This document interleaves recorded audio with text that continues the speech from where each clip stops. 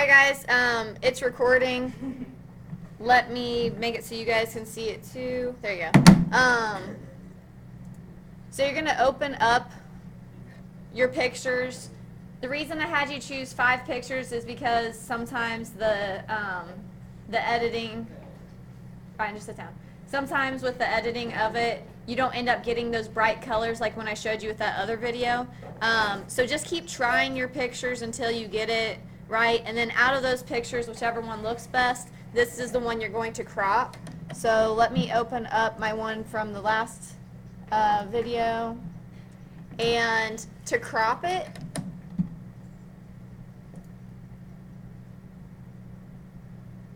okay, it might look different on your computer. Mine looks like kind of like a box with like the 2 corners of the box.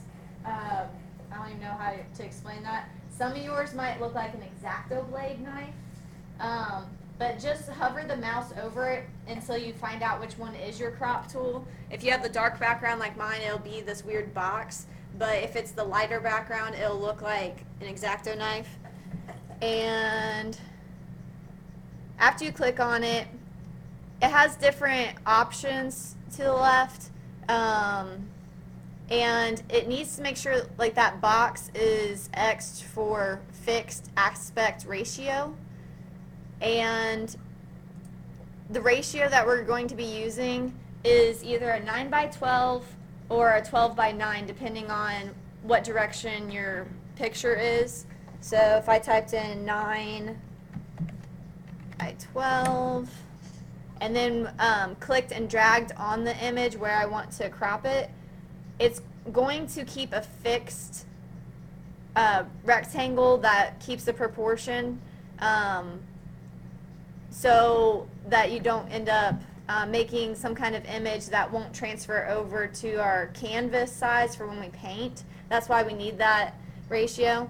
But if I change that, I'm going to pretend like I did want this, and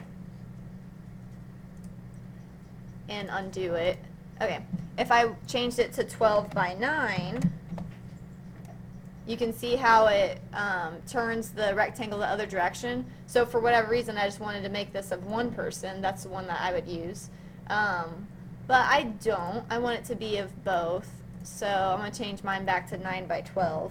But it's important that you use those numbers. Other numbers that would work for this, if your image is having trouble being too big, the same ratio or whatever is 4.5 by 6, but you wouldn't want that for the cropping. You'd want that for when you change an image size. If it's not that size, if it's bigger, you could make it that way.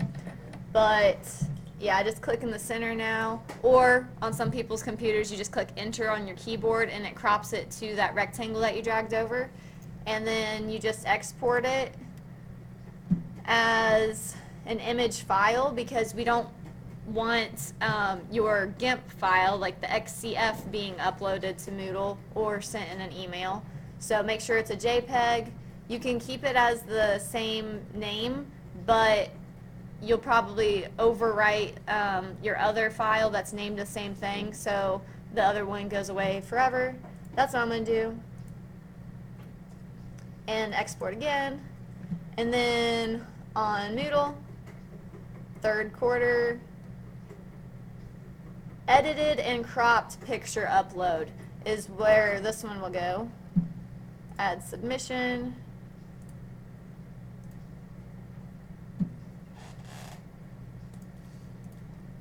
Upload. Save changes.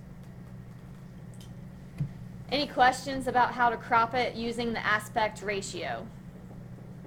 Because the whole point of this is not changing the size of your picture, it's making it so it's the right proportions. I'll make sure that I print them off as 4.5 by 6 inches so that you'll be able to make a really neat 1/2 inch grid on it and a 1 inch grid on your canvas. That was random. Alright, I'm gonna stop recording. My